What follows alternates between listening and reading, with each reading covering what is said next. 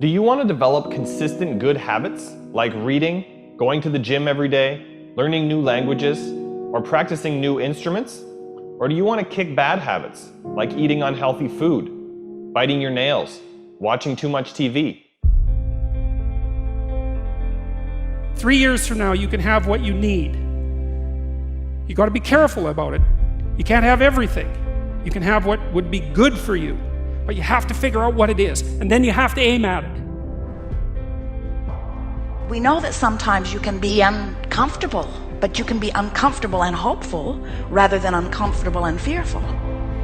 People go through their lives without knowing what it is they want to do. You don't have to be where you think you want to be in order to be happy. You just got to be on the way to where you want to be in order to be happy. You are going to get what you're looking for. So if you're looking for success, you're looking for happiness, you're looking for prospects, you're looking for recruits or clients, I'm telling you, the more you're consciously looking for those things, you're going to see them. When you're looking to win, you're looking for victory. Sit on your bed one day and ask yourself, what remarkably stupid things am I doing on a regular basis to absolutely screw up my life? And if you actually ask that question, but you have to want to know the answer, right? Because that's actually what asking the question means. It doesn't mean just mouthing the words. It means you have to decide that you want to know.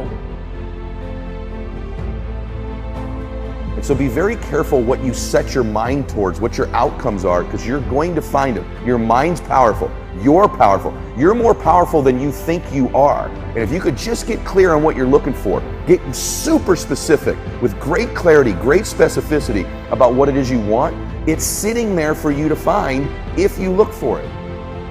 The time is now.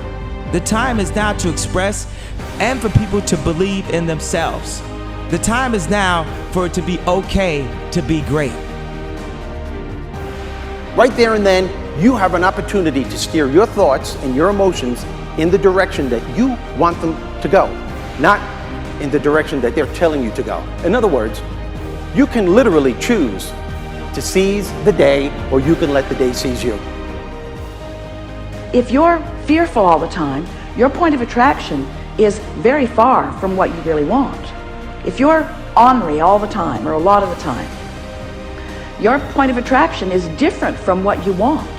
Your emotions are your indicator of what you're doing vibrationally. You've been listening to us long enough to sort of understand what we mean by that?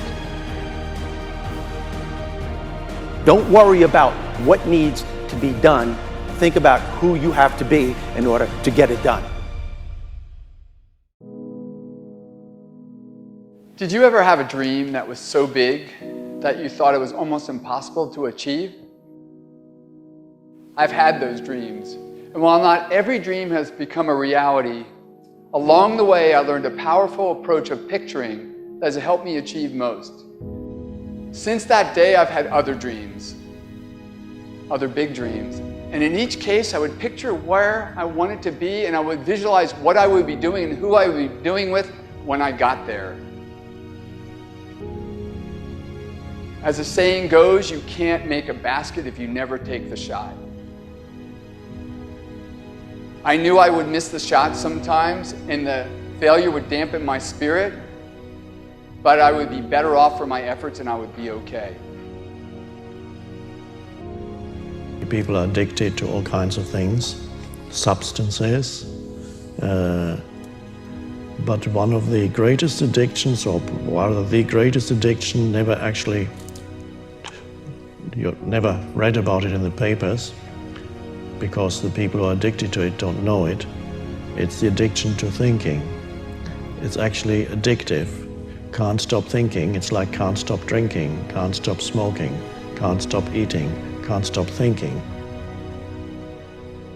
You have the option of taking it hard or taking it easy, of making the worst of it or making the best of it, of giving it your undivided attention, of giving it very little of your attention. You have more control over your focus than most of you have been exercising. And when you begin caring about how you feel more than everything else put together, so that you exercise your ability to focus upon things that do feel good, you begin to discover that in every particle of the universe there is that which is wanted and lack of it.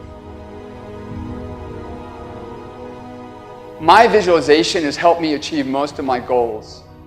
And what I learned along the way is it didn't take twice as much effort. It only took an extra 10%. When we fail, life continues as it is. We can stay in our comfort zone. Success, on the other hand, challenges us. It pushes us and it exposes us to rejection. How are we going to manage this new success? If you're not happy, you're not successful. If you're not enjoying yourself during the process of whatever it is you're trying to achieve, there's a problem. To me, the biggest disease on this planet is unhappiness. And the reason why people are unhappy is because we have a tendency to keep focusing, as I said, on what we don't have and what's not working in our lives, instead of allowing ourselves to shift our focus and our way of thinking. People always want to be like, follow your dreams, follow your dreams, follow your dreams. My dream was always to be a rap artist, right?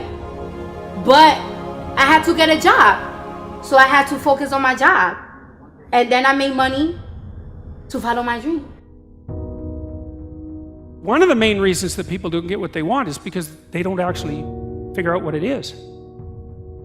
And the probability that you're going to get what would be good for you, let's say, which would even be better than what you want, right? Because, you know, you might be wrong about what you want easily. But maybe you could get what would really be good for you. You have the freedom to think anything you want. You were born extremely confident. You came into this world knowing how wonderful you are. So choose new thoughts to think about yourself, and choose new words to tell yourself how magnificent you are, and that you deserve all the good that life has to offer. First thing in the morning and last thing in the evening, I want you to look into your eyes and say, I love you. I really love you. Your first goal, this is what I'm suggesting, your first goal when you open up your eyes should be to focus on the things that ignite your spirit and bring you joy. I want you to focus on the things that you appreciate in your life, the things that you're grateful for. I don't care who it is or what it is. Maybe it's the person lying next to you. Maybe you're thinking of your children.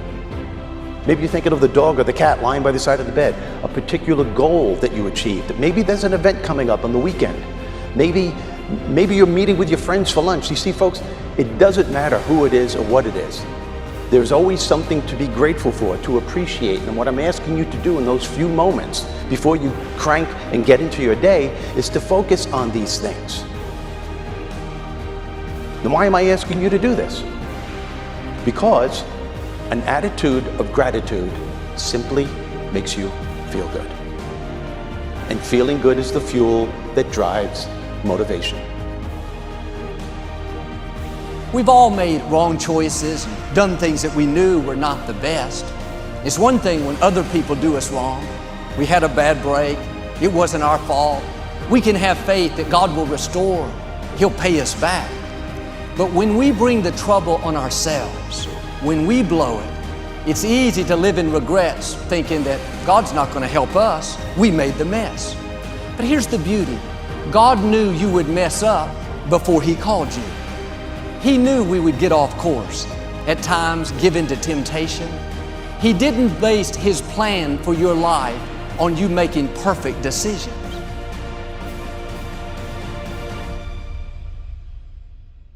Through success, I represent the possibility of what you can achieve and what you can do with your life and your career. Other people's success represents the possibility of what you can do. Those are the records that you can sell. Those are the type of tours that you can do. Those are the kind of songs that you can produce and the songs that you can write. Those are the millions of dollars that you can get, or billions. Those are the type of architectural drawings and buildings that you can build. Those are the type of books that you can sell. Everybody else's success represents the possibility of what you could do.